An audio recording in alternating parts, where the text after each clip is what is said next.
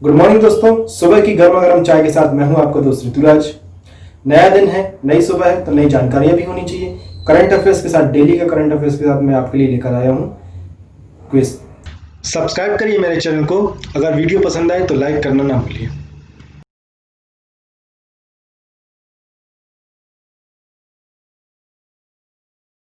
जान लेते हैं आज के दिन 14 सितंबर के दिन देश दुनिया के इतिहास में क्या क्या प्रमुख घटनाएं हुई थी, जानेंगे।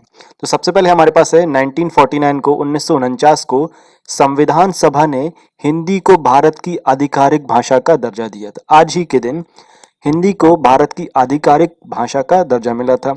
14 सितंबर 1949 के दिन हिंदी को राजभाषा का दर्जा मिला।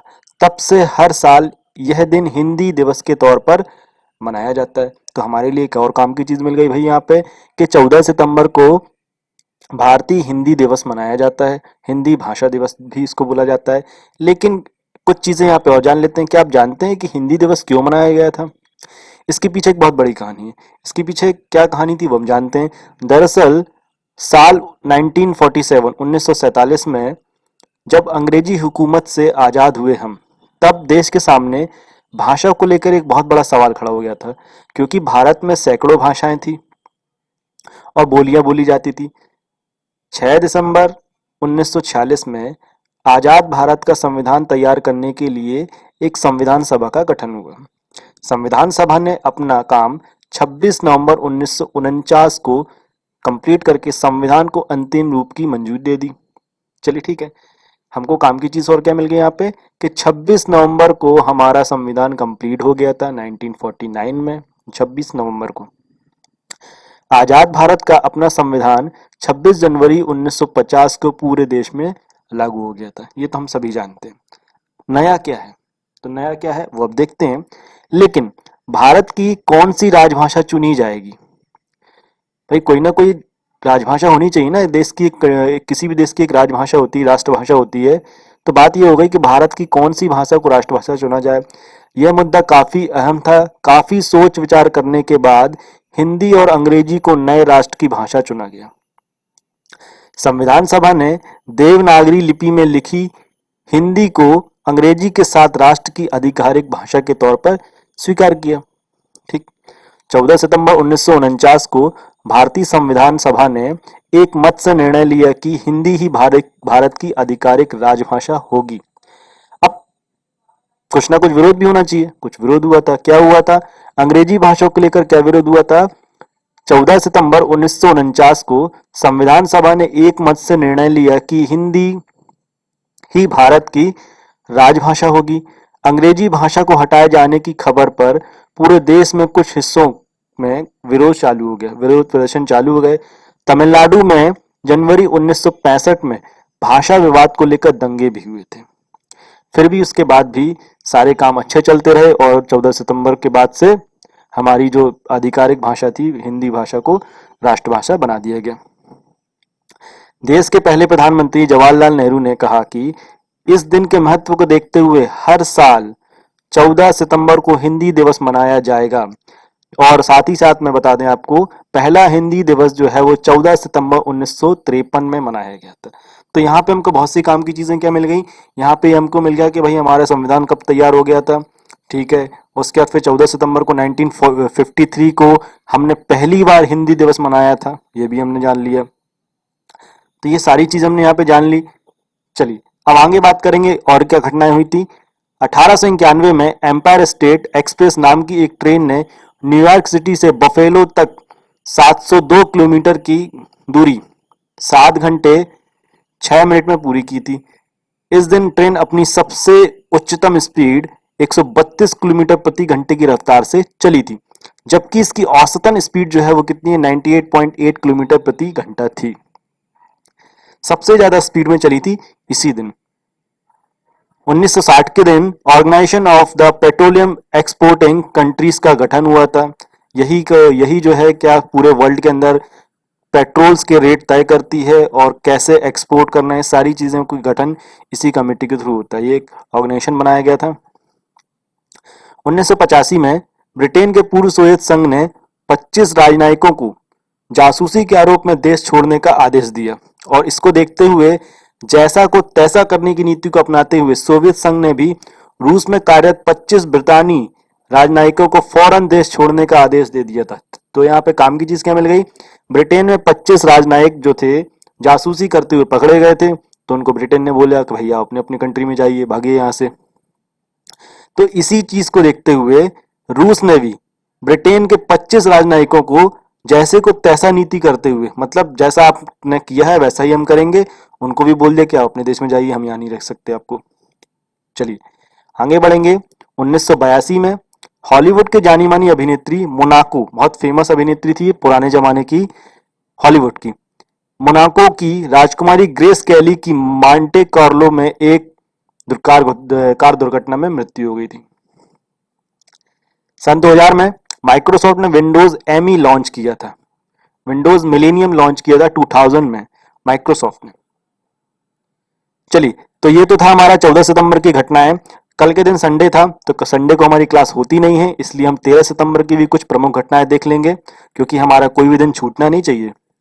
क्या बता रहा है, 1922 को 13 सितंबर के दिन 1922 को लीबिया के अल जीजिया में धरती का उच्चतम तापमान दर्ज किया गया।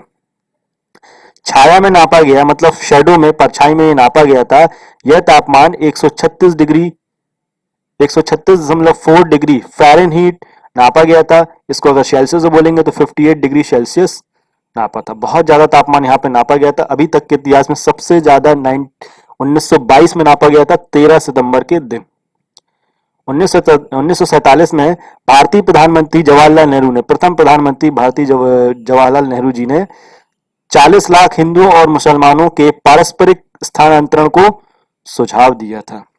चलिए, 2002 में इजरायल ने फिलिस्तीन अधिकृत गाजा पट्टी पर हमला किया। 1973 में भारतीय अभिनेत्री महिमा चौधरी का जन्म हुआ था। 1929 में लाहौर जेल में भूख हड़ताल के 63 दिनों के बाद जतिन दास जी की मृत्यु हो गई थी। लाहौर में इन्होंने सत्याग्रह किया था, भूख हड़ताल की थी, तो यहाँ पर 63 दिनों तक ये बिना खाए रहे हुए थे, और इसको देखते हुए लगातार भूख हड़ताल करते हुए इनकी मृत्यु हो गई थी। आज ही के दिन 13 सितंबर के दिन हुई थी। चलिए आगे बढ़ेंगे।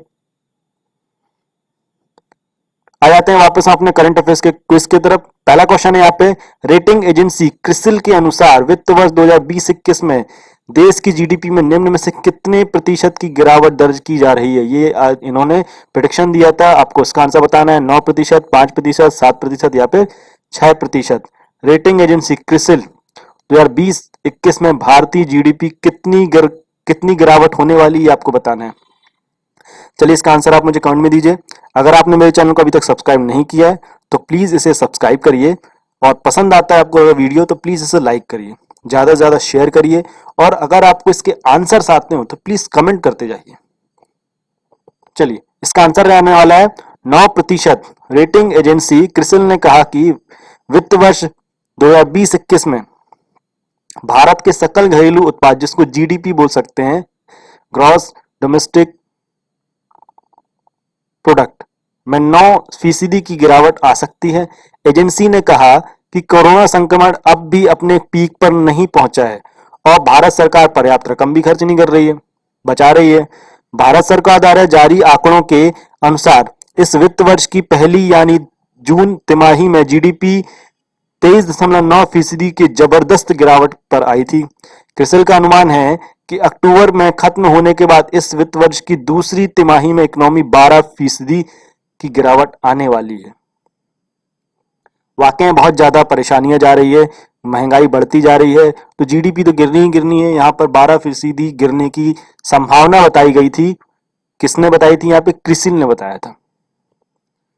चलिए, नेक्स्ट क्वेश्चन है हमारा, बॉलीवुड के किस जाने माने एक्टर को नेशनल स्कूल ऑफ ड्रामा के प्रमुख नियुक्त किया गया है? ऑप्शन है आपके पास, सलमान खान, अजय देवगन, परेश रावल या फिर अनुपम खेर। किस एक्टर को स्कूल ऑफ ड्रामा का प्रमुख नियुक्त किया गया है? चलिए, इसका आंसर आप मुझे कमेंट में दीजिए, क्या रहने वाला है।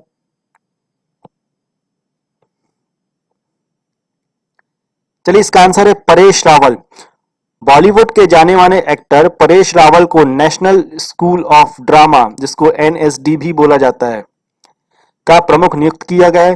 राष्ट्रपति रामनाथ कोविंद ने गुजरात से बीजेपी के पूर्व लोकसभा सांसद परेश रावल को एनएसडी का अध्यक्ष नियुक्त किया है। उनकी नियुक्ति 4 साल के लिए की गई है। यह पद 2017 से खाली था। पद्मश्री से सम्मानित परेश रावल राष्ट्रीय फिल्म पुरस्कार के साथ कई अन्य अवार्ड भी जीत चुके हैं और कई हिट फिल्में भी दे चुके हैं। नेक्स्ट क्वेश्चन है, आर्थिक स्वतंत्रता सूचकांक में भारत 26 अंक के नुकसान के साथ निम्न में से किस स्थान पर पहुंच गया है? ऑप्शन है आपके पास 105वां स्थान, 125वां स्थान, 115वां स्थान या फिर 191वां स्थान। 26 अंक के नुकसान के बाद कौन से अंक पे हम खिसक गए हैं नीचे तरफ, ही बताना है आपको। चलिए इसका आंसर आप मुझे कमेंट में दीजिए क्या रहने वाला है, और भाई कमेंट करते चलिए आंसर।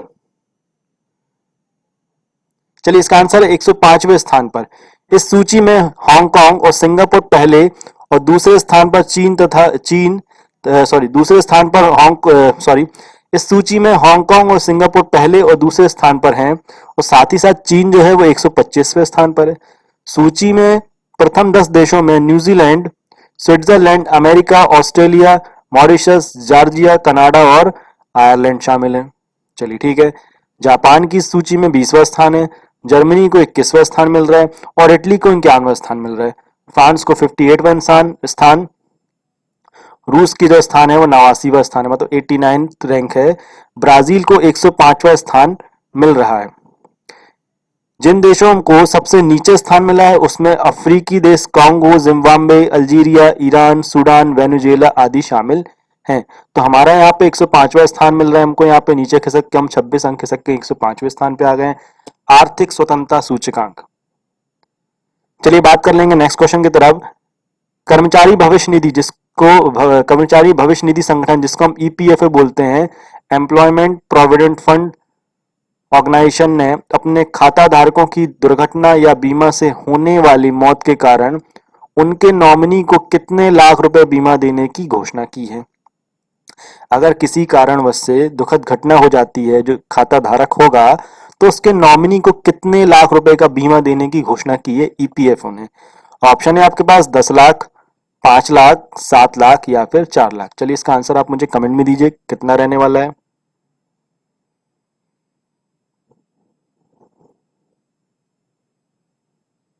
चलिए इसका आंसर है 7 लाख।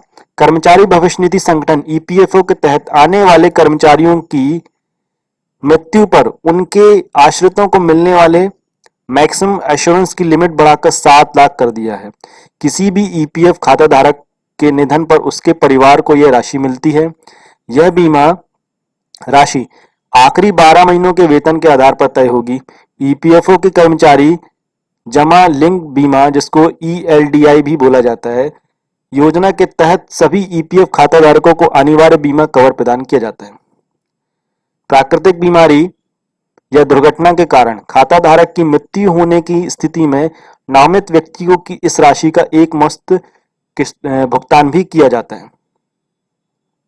चलिए नेक्स्ट क्वेश्चन है, केंद्र सरकार ने बिहार में कितने करोड़ रुपए की लागत वाली मुंगेर भागलपुर राष्ट्रीय राजमार्ग सड़क के निर्माण की मंजूरी दे दी है। ऑप्शन है आपके पास 571 करोड़ रुपए, 971 करोड़ रुपए, 671 करोड़ रुपए या फिर 891 करोड़ रुपए। चलिए इसका आंसर आप मुझे कमेंट में दीजिए कितने करोड़ रुपए की राशि जो है वो देने की बात करी है यहाँ पर मुंगेर भागलपुर राष्ट्रीय राजमार्ग के लिए। चलिए इसका आंसर कमेंट में दीजिए क्या रहने वाला है।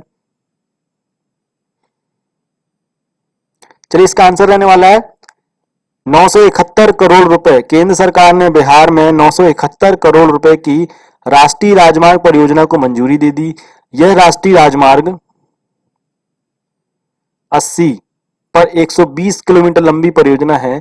सड़क परिवहन और राजमार्ग मंत्रालय ने एक बयान में कहा कि सरकार ने 120 किलोमीटर लंबी मुंगेर भागलपुर त्रिपिट कहलगांव खंड पर कंक्रीट सड़क निर्माण के प्रस्ताव को मंजूरी दे दी।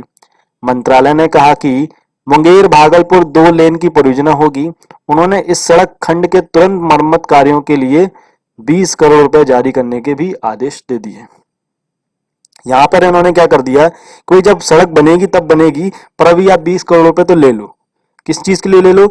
तुरंत सड़क जो खंड बन रहा है हमारा, उसके मरम्मत कार्यों के लिए आप 20 करोड़ रुपए लो और इसको मरम्मत करिए। चलिए आगे बढ़ेंगे नेक्स्ट क्वेश्चन की तरफ।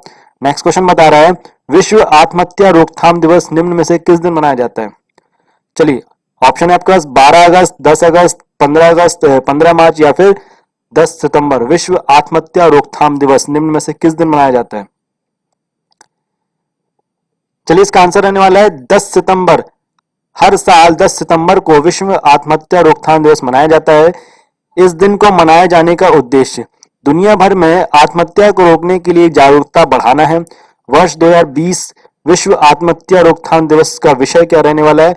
Working together to prevent suicide. चलिए यहाँ पे हमको काम की चीज क्या मिल गई? 2020 का विश्व आत्महत्या रोकथाम दिवस का जो विषय है वो क्या है हमारा? Working together to prevent suicide. चलिए International Association for Suicide Prevention IASP, विश्व स्वास्थ्य संगठन WHO और World Federation for Mental Health, जिसको हम बोल सकते हैं क्या, WFMH, के साथ मिलकर 2003 से लगातार दुनिया भर में विश्व आत्महत्या रोकथाम दिवस लगातार मनाया जा रहा है। इसके विभिन्न कार्यक्रम होते आ रहे हैं। तो यहाँ पे हमको काम की चीज क्या मिल गई कि 2003 में सबसे पहले विश्व आत्महत्या दिवस मनाया गया था। ये माना गया था कि भाई इस दिन से हमको लगातार मनाना है। कब? 10 सितंबर के दिन हम मनाते चलेंगे। चलिए नेक्स्ट क्वेश्चन क्या बता रहा है? हिंद प्रशांत क्षेत्र में सहयोग बढ़ाने के उद्देश्य से हाल ही में भारत, ऑस्ट्रेलिया और किस देश के बीच त्रिपक्षीय वार्ता का आयोजन किया गया? त्रिपक्षीय वार्ता का आयोजन किया गया किस देश के बीच में किया गया है? ऑप्शन है आपके पास नेपाल, चीन, फ्रांस या फिर रूस। चलिए इसका आंसर आप मुझे कमेंट में दीजिए क्या रहने वाला है। चलिए इसका आंसर है फ्रांस। हिंद प्रशांत क्षेत्र में सहयोग बढ़ाने के उद्देश्य से हाल ही में भारत, ऑस्ट्रेलिया और फ्रांस के बीच त्रिपक्षीय वार्ता का आयोजन किया गया। विदेश मंत्रालय द्वारा इस संबंध में जारी बयान के अनुसार बैठक के दौरान मुख्य तौर पर इंडो पैसिफिक क्षेत्र में सहयोग बढ़ाने पर ध्यान केंद्रित किया जा रहा है। बैठक में तीनों पक्षों ने कोरोना वायरस महामारी के संदर्भ में उभरती चुनौतियों पर भी चर्चा की। तो यहाँ पे इन्होंने तीनों ने मिलकर बातें क्या की, भाई जो कोरोना वायरस की वजह से जो भी चुनौतियां आ रही हमारे पास, उन सभी को हमको कैसे हैंडल करना है, कैसे हम इसको आगे इस पे हम जीत सकेंगे, ये सारी चर्चा इन्होंने की। जिसमें हिंद महासागर के देशों पर महामारी का वित्तीय प्रभाव भी शामिल है। सबसे मेन इंपॉर्टेंट चीज तो यही है भाई कि भाई वित्तीय प्रभाव सबसे ज्यादा पड़ रहा है। कोरोना वायरस की वजह से लोग मर रहे हैं और संक्रमण बढ़ रहा है, वो तो है ही अपनी जगह पे, बहुत खराब चीज है ये। परंतु एक और सबसे बड़ी चीज क्या आ रही है? वित्तीय प्रभाव, वित्तीय संकट सबसे ज्यादा बढ़ रहा है। हर देश की कंट्री की GDP जो है वो लगातार गिरती जा रही है, महंगाई बढ़ती जा रही है और कमाई तो वैसे ही नहीं है हमारी। तो ये बहुत बड़ी समस्या होती जा रही है। इंडो पैसिफिक क्षेत्र में फ्रांस और ऑस्ट्रेलिया भारत के प्रमुख भागीदार भी हैं इसी के लिए। चलिए आगे बढ़ेंगे। नेक्स्ट क्वेश्चन है, बॉलीवुड की किस प्रसिद्ध अभिनेत्री को महाराष्ट्र के सत्तारूढ़ दल के नेताओं के साथ विवाद के मद्देनजर गृह मंत्रालय द्वारा Y+ श्रेणी की सुरक्षा दी गई है? चलिए इसका आंसर आप मुझे दीजिए कमेंट में। कंगना रनौत है, तापसी पन्नू है, रिया चक्रवर्ती है या फिर दीपिका पादुकोण है? किस अभिनेत्री को Y+ श्रेणी की सुरक्षा दी गई है? तो इसका आंसर क्या रहने वाला है? इसका आंसर रहने वाला है कंगना रनौत। कंगना रनौत, बॉलीवुड अभिनेत्री कंगना रनौत को Y श्रेणी की सुरक्षा मिली है। इस प्रकार की सुरक्षा को औपचारिक तौर पर VIP सुरक्षा भी कहा जाता है। नियमों के अनुसार Y+ सुरक्षा श्रेणी के तहत 11 सुरक्षा कर्मी होते हैं, जिसमें 2 कमांडो भी रहेंगे। चलिए ठीक है। किसी भी प्रकार की विशेष सुरक्षा देने के लिए, किसी भी श्रेणी की सुरक्षा देने के लिए यह निर्णय जो है वो गृह मंत्रालय करता है। और यहाँ पे टिप कौन देता है भाई? टिप कौन देता है? इंटेलिजेंस ब्यूरो या फिर रॉ जो है हमारी, जिसको हम रिसर्च एंड एनालिसिस विंग भी बोल सकते हैं। ऐसे कुछ खुफिया विभाग हैं, ये टिप देते हैं कि भाई इनकी जान को खतरा है या कुछ हो सकता है तो उनको सुरक्षा देनी चाहिए। जब वो रिकमेंड करते हैं तभी गृह मंत्रालय जो है वो क्या देता है? सुरक्षा देता है। चलिए आगे बढ़ेंगे। सुप्रीम कोर्ट ने हाल ही में लोन मोरेटोरियम की तारीख को कब तक के लिए बढ़ा दिया है? चलिए इसका आंसर आप मुझे कमेंट में दीजिए। सभी लोगों के लिए इंपॉर्टेंट है। 10 अक्टूबर, 15 सितंबर, 28 सितंबर या फिर 31 दिसंबर। चलिए इसका आंसर आप मुझे कमेंट में दीजिए। चलिए इसका आंसर रहने वाला है 28 सितंबर। सुप्रीम कोर्ट ने हाल ही में लोन मोरेटोरियम की तारीख को 28 सितंबर तक के लिए बढ़ा दिया है। सुप्रीम कोर्ट ने लोगों को बड़ी राहत दी। इसका मतलब यह नहीं है कि लोगों के लिए आपको लोन नहीं चुकाना है। इसका मतलब क्या है? इसका मतलब यही है कि लोगों के लिए लोन को, अपने जो कर्ज उन्होंने लिया है उसकी ईएमआई का इस तारीख तक भुगतान करना जरूरी नहीं है। जरूरी नहीं है से मतलब ये नहीं कि आपको लोन नहीं चुकाना है, लोन तो चुकाना ही पड़ेगा, पर ये छूट दे दी है कि आप यहाँ तक अभी तक नहीं दे सकेंगे तो आपको पेनल्टी नहीं लगेगी, या कोई आपका जो क्रेडिट स्कोर है वो खराब नहीं होगा। कंपलसरी नहीं है, आपकी इच्छा के ऊपर है। आपके पास अगर व्यवस्था है तो आप कर सकते हैं, और अगर नहीं है तो आप इस महीने भी नहीं दीजिए। सुप्रीम कोर्ट ने केंद्र सरकार को ठोस फैसला लेने के लिए 2 हफ्ते का समय दे दिया। भाई 2 बार हो चुका है, केंद्र सरकार टाल मटोल कर रही थी, आरबीआई भी टाल मटोल कर रही थी। इसी को देखते हुए सुप्रीम कोर्ट ने इस बार बोल दिया कि भाई अब बहुत हो गया, आपको आखिरी 2 हफ्तों का समय दिया जा रहा है, आप इसी में ही डिसाइड करिए कि आपने क्या रणनीति बनाई है इसको लेके। चलिए आगे बढ़ेंगे। आरबीआई ने कोरोना संक्रमण के आर्थिक असर को देखते हुए मार्च में 3 महीने के लिए मॉरेटोरियम सुविधा दी थी। यह सुविधा 1 मार्च से 31 मई तक 3 महीने के लिए भी बढ़ा दी गई थी। बाद में आरबीआई ने इसे 3 महीने के लिए और बढ़ाते 31 अगस्त तक कर दिया था। ये सब तो ठीक है भाई, पर परेशानी कहाँ जा रही है? परेशानी ये जा रही है कि जो मोरेटोरियम पीरियड के टाइम पे जो आपका जो ब्याज बन रहा था उसके ऊपर भी ब्याज लगाया जा रहा है, सरचार्ज लगाया जा रहा है, जो कि बहुत ज्यादा हो रहा है। इसी को देखते हुए सुप्रीम कोर्ट ने आदेश दे रहा है, मतलब सुप्रीम कोर्ट में सुनवाई चल रही है कि भाई आप इसके ऊपर डिसाइड करिए कि ब्याज के ऊपर ब्याज क्यों लगाया जाए, क्योंकि ये राष्ट्रीय आपदा है, राष्ट्रीय आपदा है और दुनिया भर में यही परेशानियां चल रही हैं। तो उसको लेके जो आम जनता है, जब किसी की कमाई हुई नहीं, लोगों के काम बंद थे, तो वो लोन कैसे देगा? और उसके ऊपर वो डबल पेनल्टी क्यों दे? मोरेटोरियम चार्ज के ऊपर जो इंटरेस्ट लग रहा है उसके ऊपर भी इंटरेस्ट जो लग रहा है वो क्यों दे? तो इसी को देखते हुए सुप्रीम कोर्ट ने बोला कि भाई आप ठोस कदम उठाइए, आप कुछ पॉलिसी लेके आइए, जो भी आप सोच रहे हैं डिसीजन दीजिए क्या करना चाह रहे हैं, अदरवाइज फिर मैं तो दूंगा ही। तो ये सारी चीजें हो गई। चलिए, निम्न में से किस राज्य में हरियाली सुनिश्चित करने के लिए आई रखवाली मोबाइल ऐप लॉन्च किया है? चलिए, इसका ऑप्शन है आपके पास पंजाब सरकार, बिहार सरकार, झारखंड सरकार या फिर राजस्थान सरकार। आई रखवाली मोबाइल ऐप किस राज्य सरकार ने लॉन्च किया?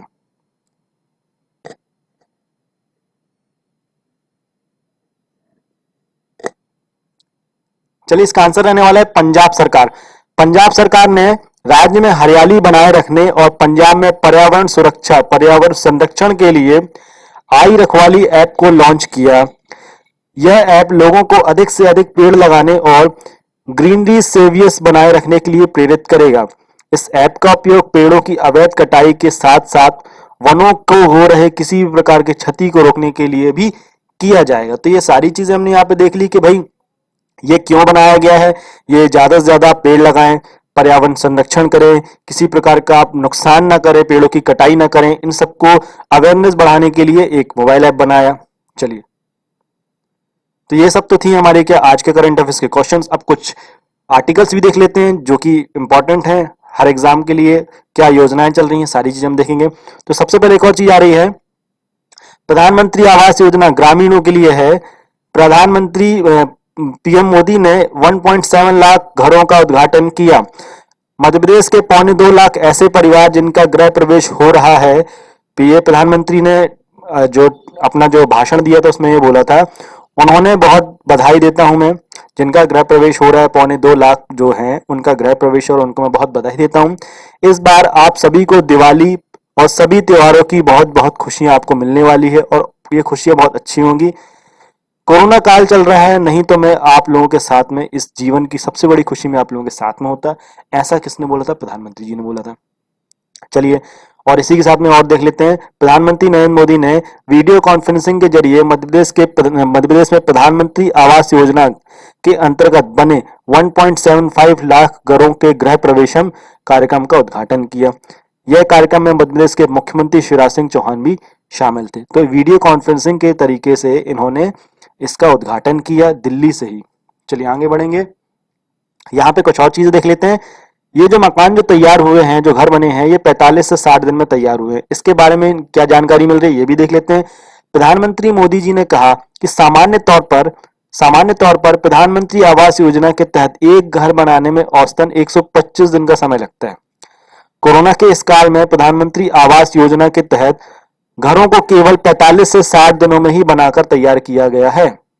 आपदा को अवसर में बदलने का यह बहुत ही उत्तम उदाहरण है। प्रधानमंत्री ने कहा कि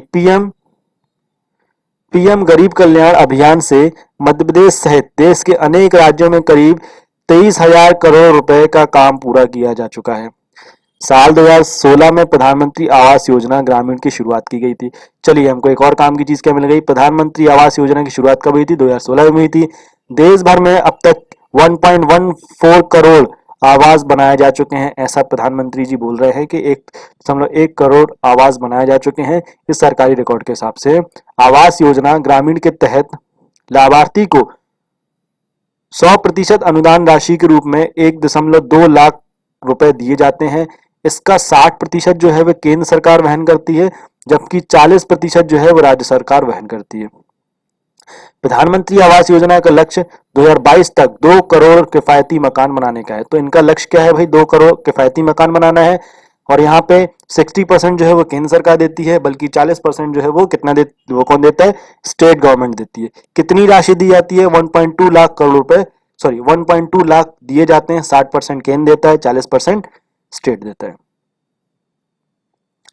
चलिए अब यहाँ पे मोर्टेम के बारे में भी कुछ और जानकारी देख लेते हैं। सुप्रीम कोर्ट ने लोन मोर्टेम की 28 सितंबर तक को बढ़ा दिया। सुप्रीम कोर्ट ने हाल ही में लोन मोर्टेम की तारीख को 28 सितंबर तक के लिए बढ़ा दिया। सुप्रीम कोर्ट ने लोगों को एक बहुत बड़ी राहत दी है। इसका मतलब यह है कि लोगों के लिए अपने कर्ज की ईएमआई की तारीख का भुगतान करना अब जरूरी नहीं है, अभी जरूरी नहीं है। सुप्रीम कोर्ट ने केंद्र सरकार को ठोस फैसला लेने के लिए 2 हफ्ते का समय दिया। 10 सितंबर 2020 को जस्टिस अशोक भूषण की अध्यक्षता वाली 3 जजों की बेंच ने कहा कि मोर्टेम का फैसला लेने के लिए केंद्र सरकार और आरबीआई को यह अंतिम मौका दिया रहा है। ये लास्ट मौका आपके पास भाई, आप तुरंत डिसीजन लीजिए और जो भी रणनीति बना रहे हैं आप दिखाइए। साथ ही कोर्ट ने लोन मोर्टेम को 28 सितंबर तक के लिए बढ़ा दिया। सुप्रीम कोर्ट ने कहा इस अवधि तक बैंक किसी भी लोन की किस्त न चुकाने पर नॉन परफॉर्मिंग एसेट एनपीए जिसको बोला जाता है घोषित ना करें। अगली सुनवाई जो है वो 28 सितंबर को होगी। तब तक के लिए आपकी लोन ना चुकाने के लिए नॉन मोर्टेम की सुविधा के लिए आपको बढ़ा दिया गया 28 सितंबर तक।